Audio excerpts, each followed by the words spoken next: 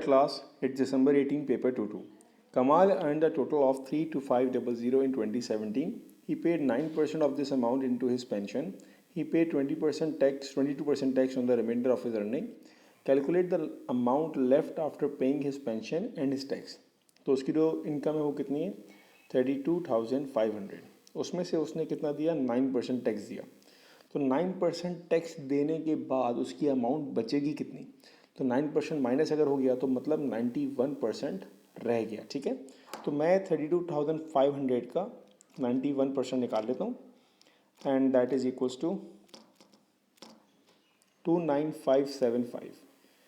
Alright, अब जो ये अमाउंट आई है इसका क्या हो रहा है 22% इसका टैक्स है.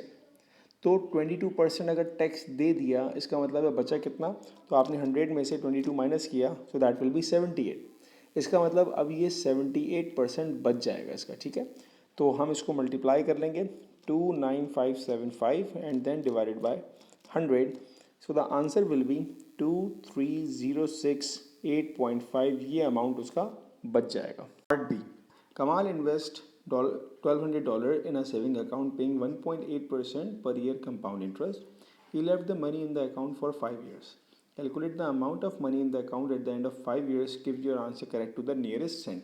तो आपको अपना आंसर देना है भाई सेंट में. ठीक है, यहाँ पर जो कि बात की जा रही है कंपाउंड इंटरेस्ट की फार्मूला क्या होता है हमारे पास. Amount is equals to principal bracket 1 plus R divided by 100 to the power n. Principal क्या है हमारे पास, principal is 1200 bracket open 1 plus rate is what 1.8% divided by 100 time is what 5 years. Calculate करेंगे इसको. So it is equals to 1311.96.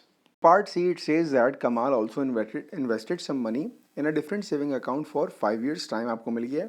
This account paid 2.1% per year simple interest. ठीक है, rate आपको मिल गया. At the end of 5 years there was $828.75 in the account. तो ये आपके पास amount है. ठीक है, हमें ये फाइंड करना है कि उसने आखिर कितना अमाउंट इन्वेस्ट किया था.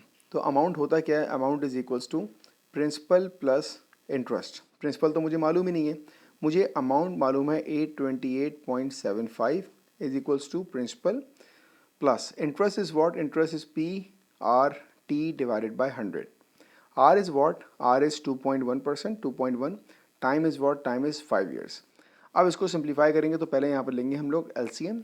तो that will be 100p plus 5 multiply with 2.1 and that is equals to 10.5. So it's 10.5p equals to 828.75. So इसको मल्टीप्लाई किया 828.75 times 100 so that will be 82875. Alright, is equals to, इन दोनों को आपने ऐड किया so that will be 110.5p. अब यहाँ पर ये मल्टीप्लाई हो रहा है, वहाँ जाके डिवाइड हो जाएगा. So the principal it is equals to $750. That was the amount that was invested. In part D, it says the exchange rate between dollars and pound is $1 is 0.72 pounds. The exchange rate between dollars and euros is $1 is 1.10 euros. Kamal has $275. He changes part of the $275 into pounds and receives 79.20. He changes the remaining dollars into euros. Calculate the amount of money he receives in euros.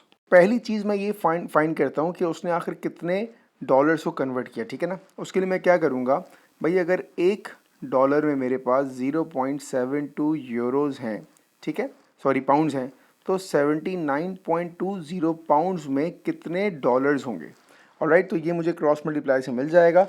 It will be 79.20 divided by 0.72. So that is $110.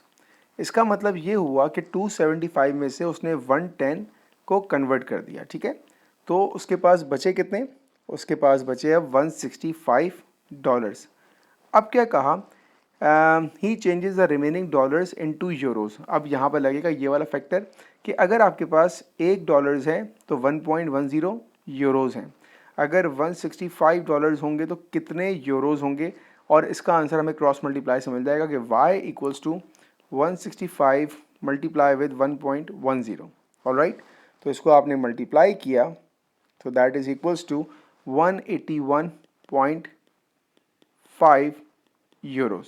यही आपका final answer है जो आपको find करना है।